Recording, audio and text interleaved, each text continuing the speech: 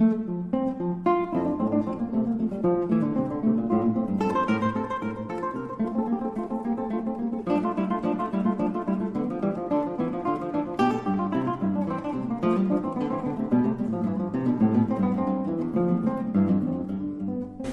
welcome back. We are in Exodus chapter 3. We're around halfway through this chapter, so we'll be picking up at verse 13. You will recall we left Moses last week halfway through a conversation with a bush, and that conversation is going to change the course of human history, of course. Moses has been 40 years now on the backside of the desert. He's been out in what is, he's been out in what was called in the ancient world Midian, and what we know of as Saudi Arabia. And I think if we read between the lines, we can probably safely infer that Moses was feeling pretty much like a has-been. I don't think he was expecting that the last 40 years of his life, just about his 80th birthday, would be when his most, grand and important adventures would begin. I think he was probably expecting to live out the rest of his days tending sheep and playing what-if games and thinking to himself, if only.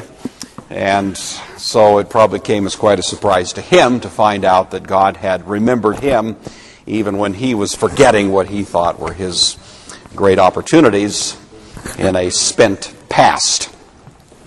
So we last week found Moses there tending sheep. He sees this bush ablaze. He goes over, and of course the bush starts talking to him because it's nothing less than God's presence that is there.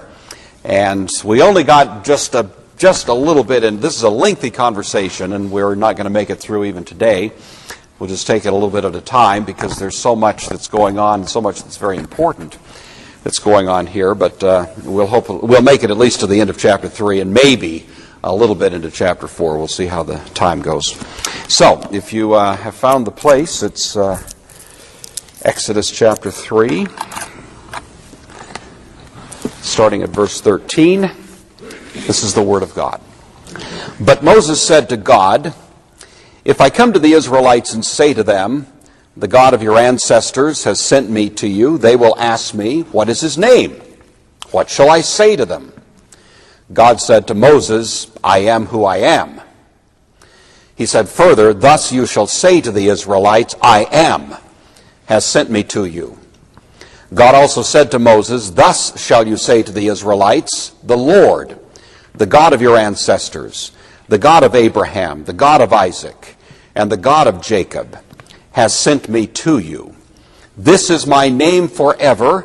This is my title for all generations." We're just going to take that much, and then we'll add on to it. But this is so important, we'll just look at this initially. So let's have a word of prayer, and we'll get going.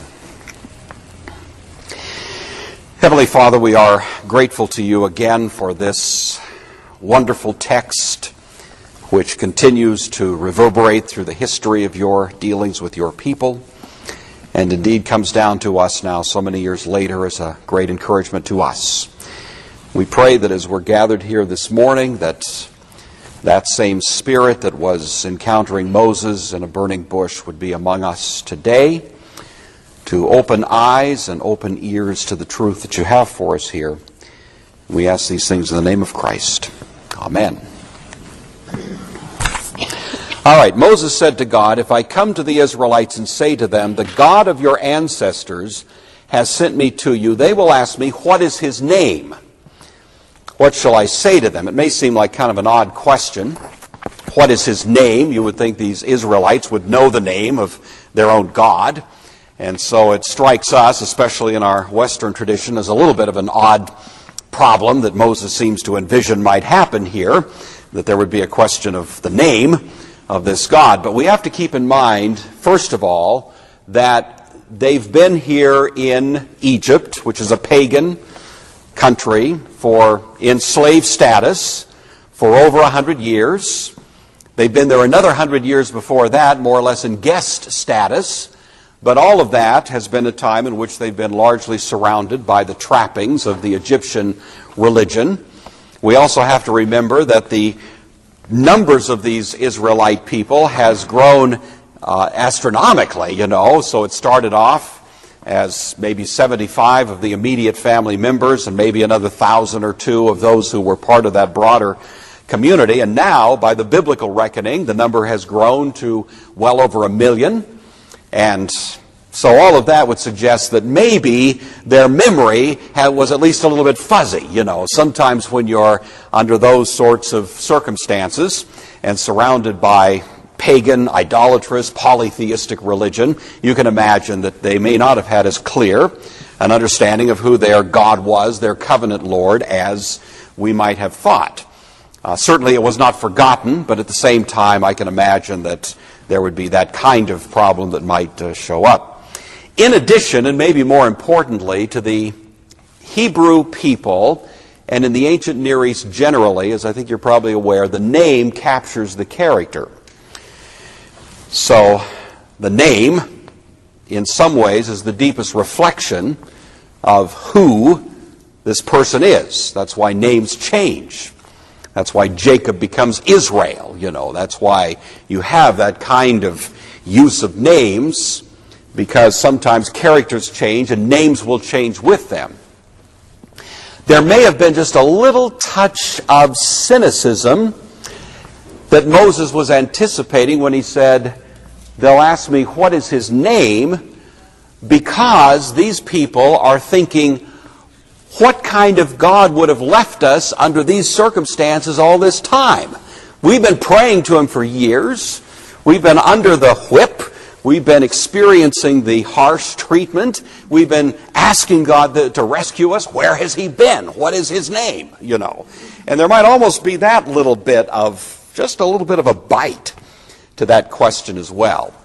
And maybe there's more going on, but at least that much is presumably implied in this question. So Moses is on his guard. These people are going to ask me who this deity is that I'm purporting to represent. What shall I tell them? And of course, the response that we get here is a most interesting one. God says to Moses, I am who I am. And that becomes one of the most important designations of God. Many of you grew up, as I did, on the King James Version, the old King James, and in that version it's translated what? I am, you recall? That I am. Remember that? I remember as a kid wondering about that. It never made sense to me. But it's one of those questions you're too afraid to ask, Teacher, that doesn't make sense. But that is the truest rendering to the Hebrew. The connective there is really more the word that than the word who. And you have to say, if you just look at it, facially, it's kind of a strange phrase. I am that I am. And there's been all kinds of attempts in the history of theological speculation to try to unpackage just what's going on in that phrase. And there have been some attempts to sort of render it differently so it becomes somewhat more comprehensible. One of the most common is the one that we have in the New Revised Standard that we just read here, which says rather, I am who I am. And that has been at least construed to be a little bit of a rebuke. So Moses says, well, who shall I say, is the God that has sent me? And the answer is, I am who I am. As if to say, I don't need to tell you who I am who I am. And there have been theologians who've taken it that way, that this is God actually subtly rebuking Moses to even ask the question. I don't like that. I don't think that's correct. But, if that makes sense to you, then that's an option. Another has been, I who am.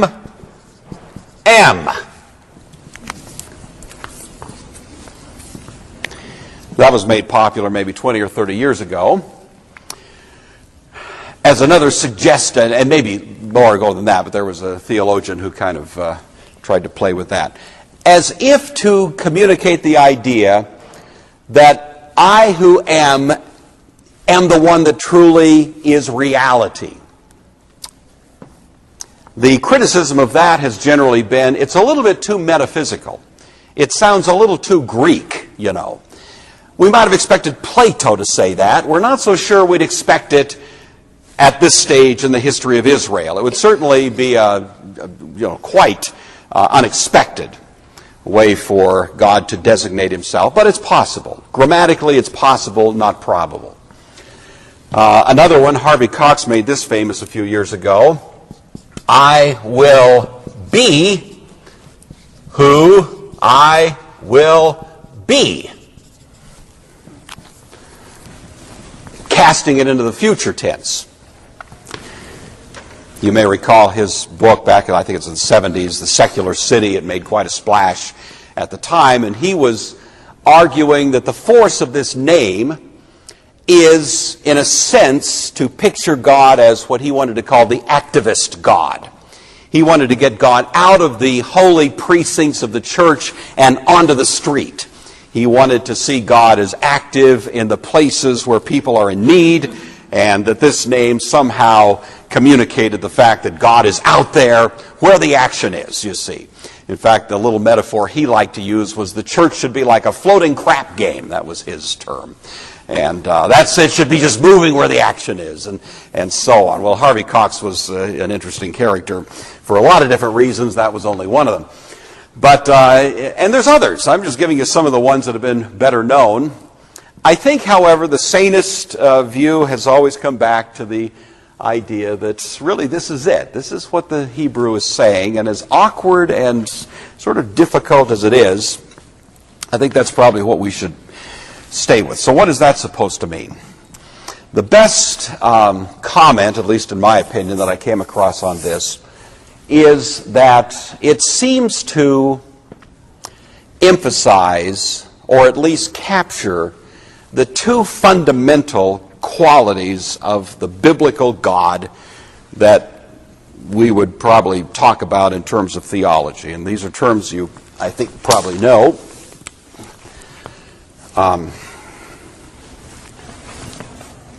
Oh, there's one.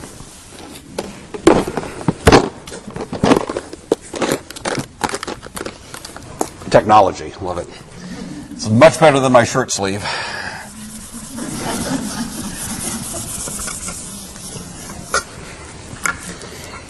And these are two terms that you've heard before.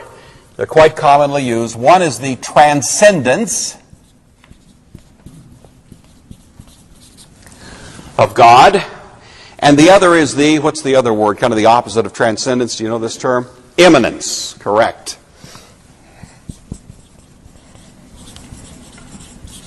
Spelled I-M-M-A-N-E-N-C-E. Not to be confused with imminence, I-M-M-I-N, which means close in time. Immanence means close in space. And of course, neither of those should be confused with imminent, which means I-M-I-N-E-N-T. What does that mean? That's like your eminence, like somebody who's, you know. So we have three words in the English language that sound alike, different meanings: eminence, eminence, and imminence. And we're interested in the one imminence. That's the one we're after right here. This one, there's a subtle spelling difference. They're pronounced about the same, not quite, but immanence is the sense in which God is close to us in space. So transcendence, he's distant; immanence, he's close. And it seems to me that the theological scholarship that has tried to plumb the depths of this name has generally come to this conclusion, that this is a name that almost perfectly balances those two great ideas. When we think of the transcendence of God, we're thinking of the sense in which he is distant, he is above us, he is different from us, He completely exceeds anything not only that we could be, but even that we could imagine. He is the great God who is infinitely superior to us in every respect.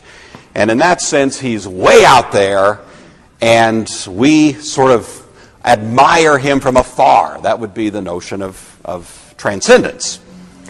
Eminence has to do with the idea that God is close to us. He's right here. He is among us. When we go through difficulties, he's there with us. And we gain some comfort and sense of his supporting role in our lives by virtue of this notion of eminence. Religions tend to drift in one of two directions. You tend to have a religious outlook that begins to emphasize the transcendence at the expense of his eminence, and then you get religions like deism, back at the, Enlightenment, the idea that God is way out there, kind of a speck that created everything and then took off doing other stuff now. Or you have religions that drift in the direction of eminence and say God is right next to us. But the problem is, the closer God gets to us, the less distinguishable he is from us. And that can move in the direction of a kind of pantheism, where you almost get a kind of humanism, that God really is just human industry, human effort, and that we don't have anything other that we worship. It's just more or less part of the human enterprise. The biblical God, the biblical presentation of God, emphasizes both. And you see both of these brought before us as important aspects of how God is to be understood. And many have said this name, I am that I am, really, in a sense, captures that. The I am here emphasizes God's transcendence. He is. There is no was to him. We don't talk about God coming into being at some point. God is the eternally present being. He is outside of time. Time is his creation. We can't conceive of that. But there's an idea that God is as much in the future as in the past. He is. He is. I am. Like Jesus says, before Abraham was, I am. And that really does seem to capture a notion of God being, very different from us, transcendent. But I am that I am, and at least it's been sort of suggested that that second I am is intended to say this one who is the great eternal I am is nevertheless somehow afoot here with us. I am that I may be with you, So this great God who is utterly greater than anything we can imagine is nevertheless here among us. And we are not to feel that he's abandoned us or somehow distant from us. I have to say, even at that, it still leaves some unanswered questions, but in my mind, at least, that's been a useful way of thinking about it. It's been around for some time, and I think it probably gets close to the mark. This is what the people of Israel needed to hear. They needed to hear that this God, this great God, who they've had some knowledge of, however distant it may have been by this time, is nevertheless there to join in and participate in their great need, and that this is the God who is now coming to them through his messenger Moses. What shall I say his name is? God says, I am that I am. He said further, thus you shall say to the Israelites, I am has sent me to you. This little Hebrew term, sometimes called the tetragrammaton, because it's 4 Hebrew letters, and I won't try to draw them, but I'll give them to you this way. I'm sorry. See, I misspelled it already. 4 letters.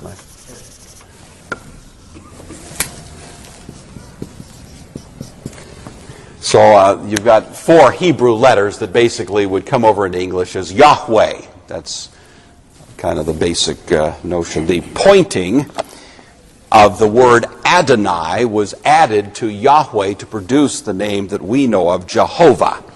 But if we're going to actually stay true to probably the best Hebrew pronunciation, it'd be something like that, Yahweh. And that's the term that is found here. You know, I think we mentioned this last week, that you'll never see, with maybe one exception, that name rendered as such in an English translation. But what you will often see is the word Lord in small caps. We see it even in this text. Whenever you see that, you know that in the Hebrew text behind it is that word Yahweh. It's sometimes helpful to think of that as you're reading the scriptures, you know. If you see Lord with normal lowercase letters, that's the Hebrew word Adonai, and that actually means Lord. Whereas Lord, lowercase letters, Yahweh. I think you're familiar with that, but just in case you aren't, we should mention that at this point. So, he said further, I am Yahweh, has sent me to you. God also said to Moses, thus you shall say to the Israelites, the Lord, Yahweh, the God, that's Elohim, of your ancestors, the God of Abraham, the God of Isaac, and the God of Jacob, has sent me to you. This is my name forever. This is my title for all generations. So notice that phrase seems to encompass the entire sort of formula that's been given here. Yahweh, the God of Abraham, Isaac, and Jacob.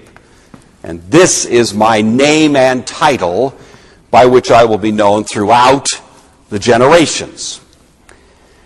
We as Christians can get kind of juiced up about that. You know, on the face of it, that looks like a very Jewish designation, Abraham, Isaac, and Jacob. But of course, from a New Testament point of view, we know that who are the seed of Abraham?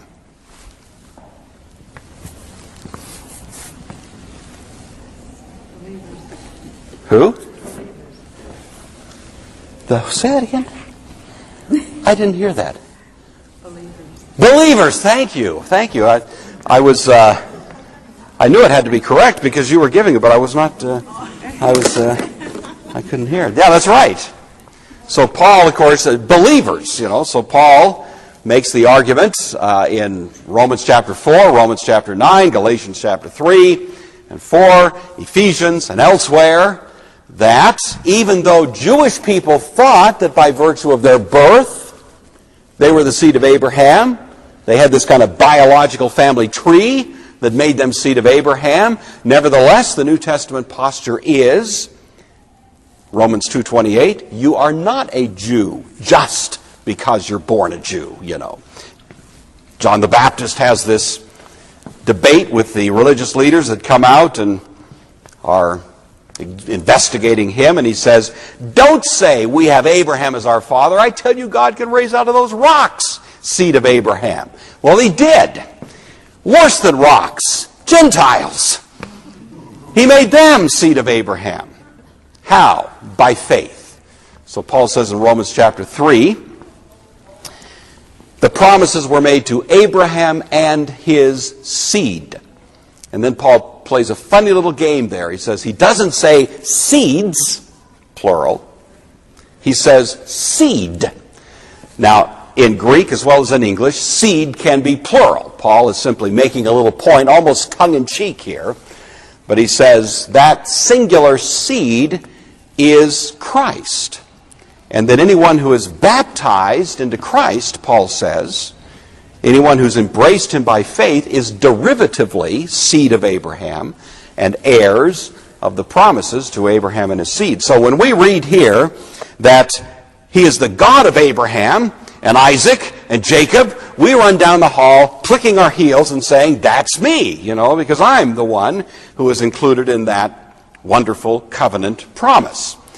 And we richly embrace that and say that's really our true identity. And so when the text says here, this will be my title for all generations, that ain't just poetry. That has been really from the inception of the church, the understanding of who we are as God's people.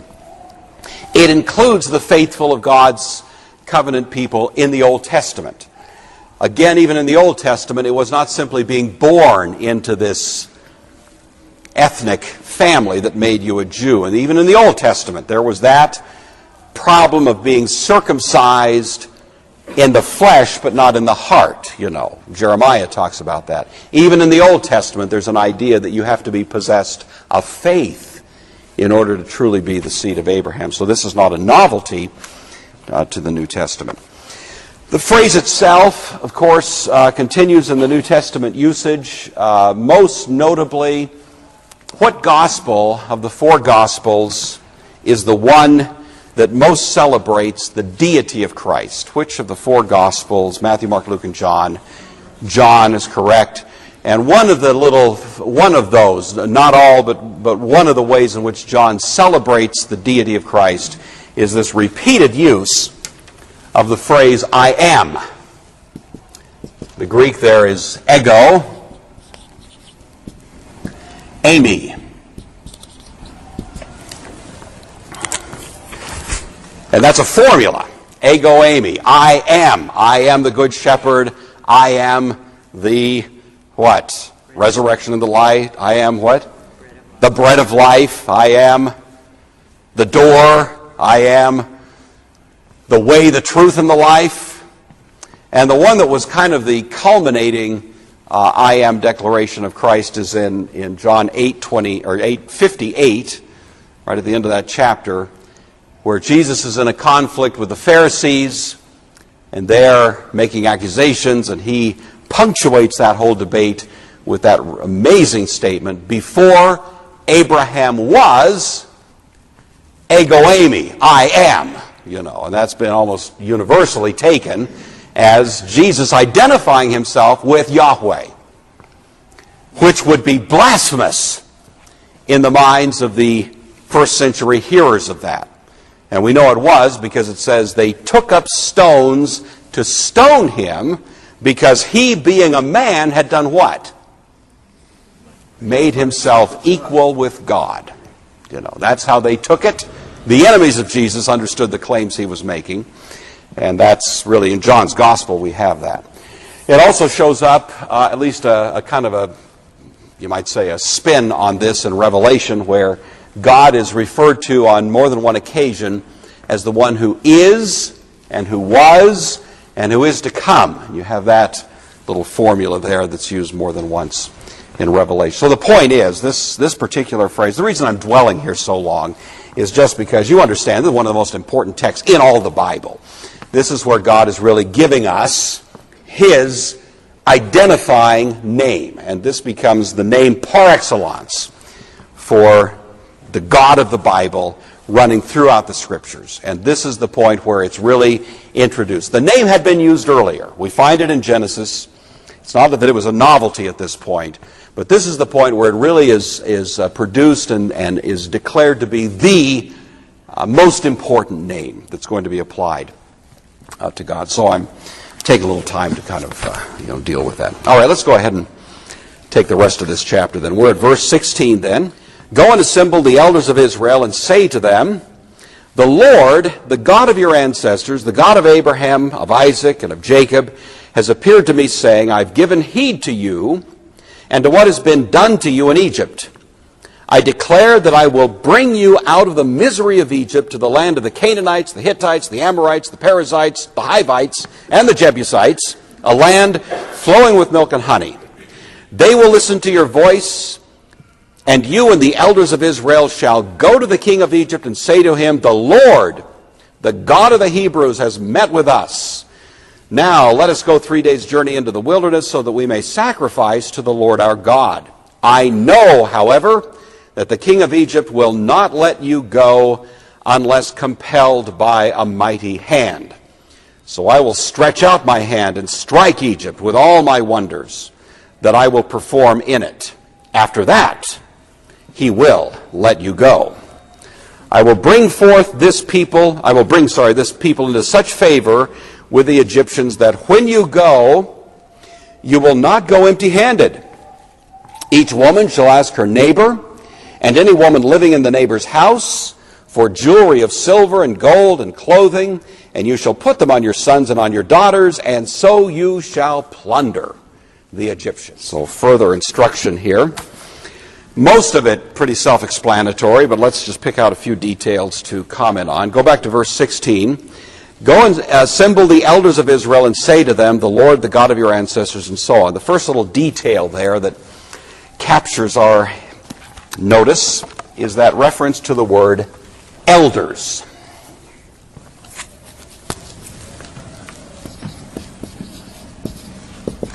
We Presbyterians like that word.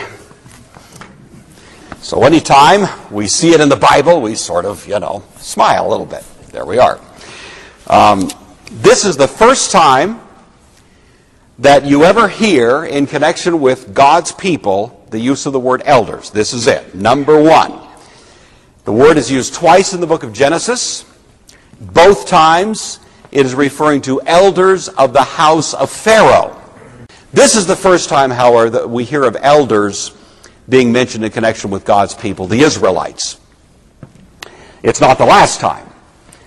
As the Old Testament story unfolds, we find that the elders are constantly showing up. They are like the sort of political, social glue of God's people. Elders, as you know, were not really, it wasn't an official office. You didn't run for elder or something like that as far as we know. It was a position that was recognized. Those people who had usually a little gray hair and experience and demonstrated competence, stability, would just, over a process of time, come to be regarded as carrying a little extra freight in the community, and they would be looked to as leaders. And you had elders at kind of lower echelons, 10s, 50s, 100s, and at higher echelons. But these people are always there, even though the external governmental system of Israel changes repeatedly. So, at times Israel is kind of a democracy, a sort of modified democracy. The period of the judges, it looks a little bit like a democracy. There's a monarchy that comes along eventually. David, Solomon, and so on. You still have elders. Later, after the post-exilic period, the people come back. You still have elders, but now you have kind of an aristocracy. The point is the window dressing can kind of change over time with God's people. Different governmental structures. The elders are always present. Even when David is ruling or Solomon is ruling, you'll hear about how they summoned the elders to consult about this or that problem. They had some kind of independent authority and weight and were almost like an informal cabinet or parliament or something operating in Israel. The elders, not surprisingly, continue to show up in the New Testament, and when the New Testament church begins to organize itself, lo and behold, what do we find? We find Paul going around and appointing in each church elders, And this would be what these early Jewish Christian people would have expected. And a similar kind of criteria is applied. You're also aware that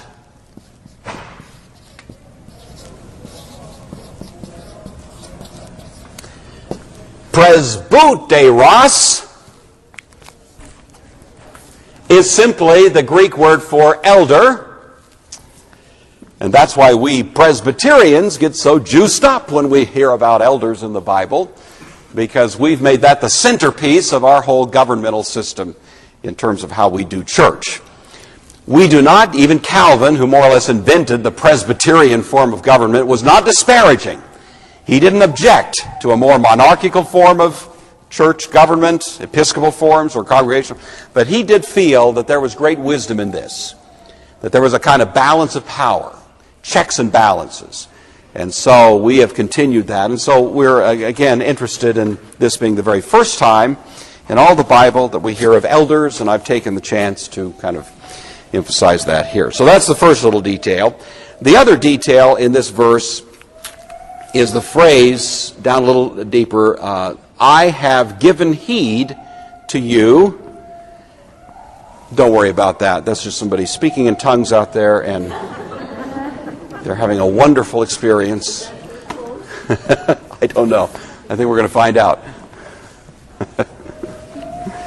So I have given heed to you and to what has been done to you in Egypt. Now the word here that's translated given heed is the word that actually is usually rendered visited. And if we included that, which I wish the translators had, it would read this way. I have visited you and impliedly seen what has been done to you in Egypt. Now, the reason that word visit is important is because, especially in the Old Testament, to visit implied more than just a friendly chat. When God says here, I have visited you, he doesn't mean I dropped by for a cup of coffee and a donut. You know, this isn't just a casual visit. But when God visits, or when anyone visits in the narrow sense of the word, it is a examination or inspection by one who is in authority to do something about what that person finds.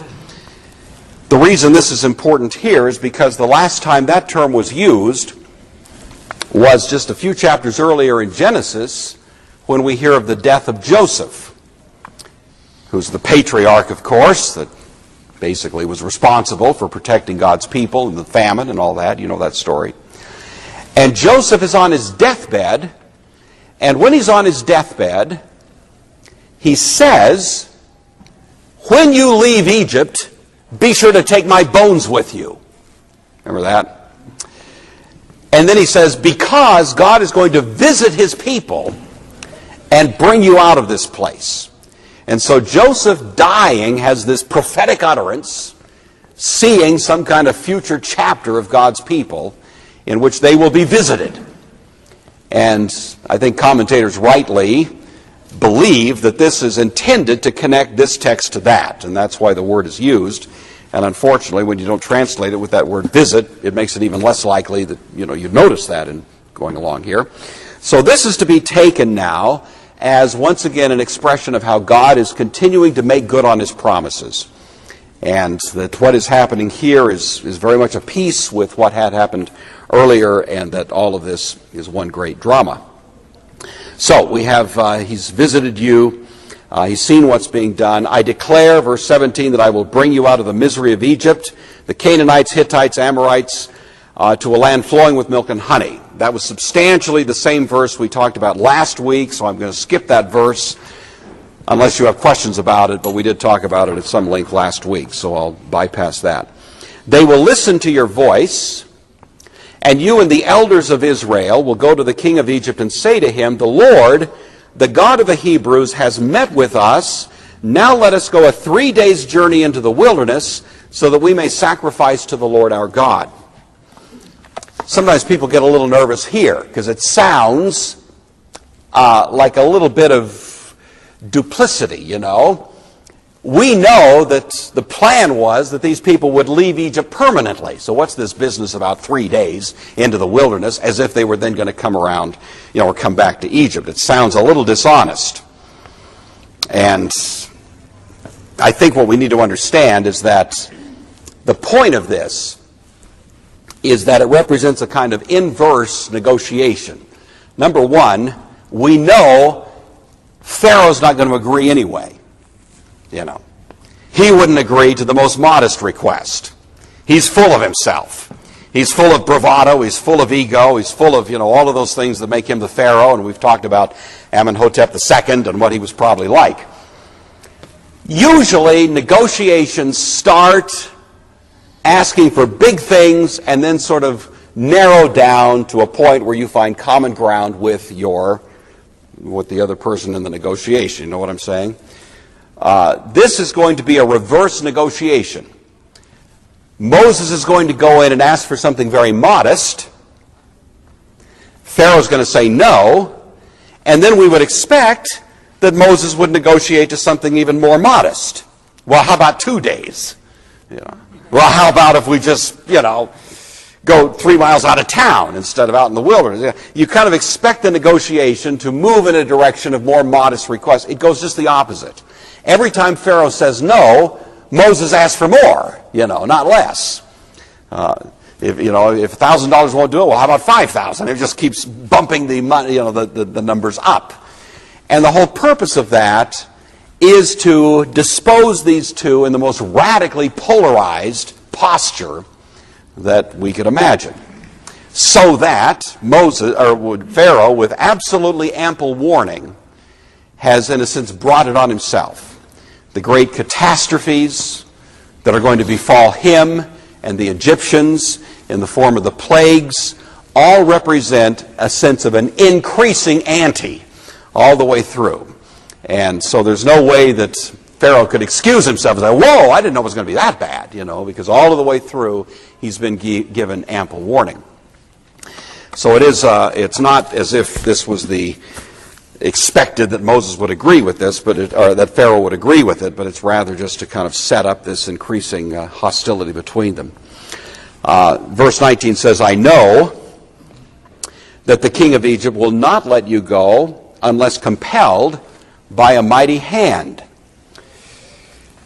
One of the most interesting features of the story as it unfolds is going to be that you have this interplay of, on the one hand, Pharaoh hardening his heart, and on the other hand, God hardening Pharaoh's heart. You're familiar with that, aren't you?